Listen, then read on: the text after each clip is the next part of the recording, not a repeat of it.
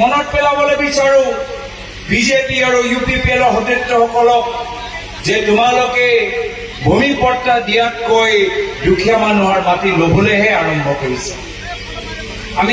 আমি যুঁজিবলৈ বিচাৰো আমাৰ আদিবাসী কোচ ৰাজবংশী মানুহসকলৰ বাবে, যিসকলক সপোন দেখুওৱা গ'ল যে তেওঁলোকৰ জনজাতিকৰণ হ'ব, কিন্তু ডাবল ইঞ্জিনৰ চৰকাৰ, কেন্দ্ৰত বিজেপি, ৰাজ্যত বিজেপি, কিন্তু জনজাতিকৰণ তেওঁলোকে দিব পৰা নাই।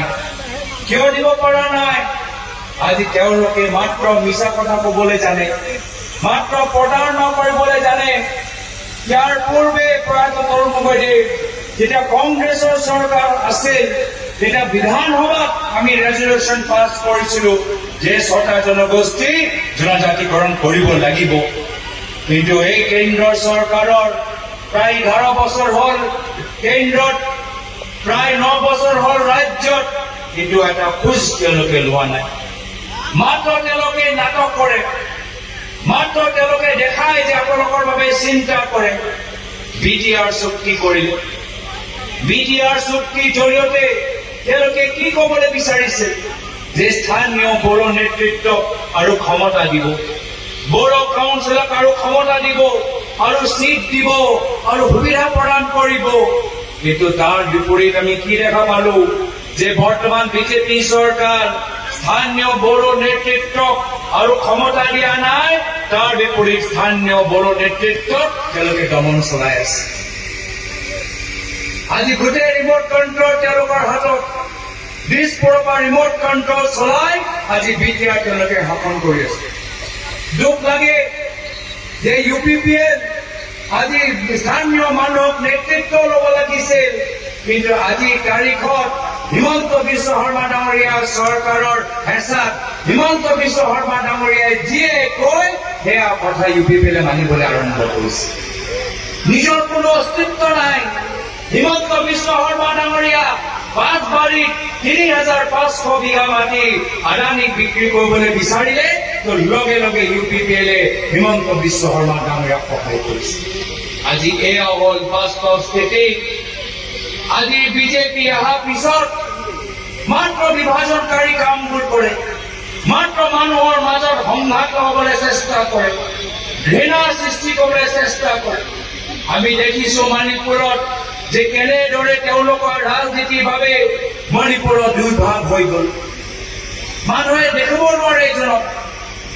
আমি যেতিয়ালৈকে কংগ্ৰেছ আছো, আমি অসমৰ শান্তি সমন্বয় আমি সুৰক্ষিত দায়িত্ব আমি লৈছো। যেতিয়ালৈকে কংগ্ৰেছ আছে, অসমৰ শান্তি সমন্বয় দায়িত্ব আমাৰ লগত থাকিব। ক্ষমতা থাকক বা নাথাকক, কিন্তু আমাক প্ৰথমে লাগিব শান্তি। এয়া হ'ল কংগ্ৰেছ দলৰ মূল মন্ত্ৰ। আমাৰো এটা সময়ত ক্ষমতা আছিল, কেন্দ্ৰত কংগ্ৰেছৰ চৰকাৰ আছিল, ৰাজ্যত কংগ্ৰেছৰ চৰকাৰ আছিল, প্ৰায় তৰুণ গগৈদেৱৰ চৰকাৰ আছিল।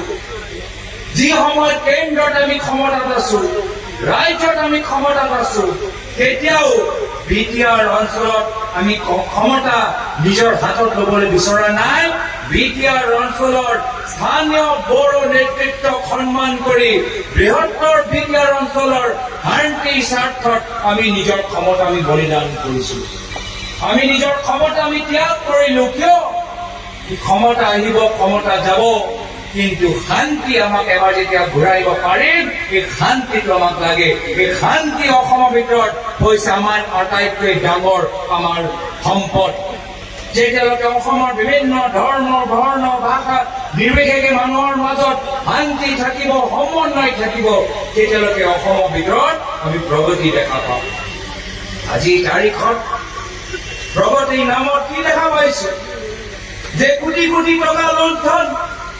জল জীৱন আঁচনি পাইপ তেওঁলোকে বহাইছে, জল জীৱন আঁচনি পাইপটো বহাইছে, আমি পাইপটো দেখা পাইছো, পানী কোনো পোৱা নাই, পানী কোনো পোৱা নাই।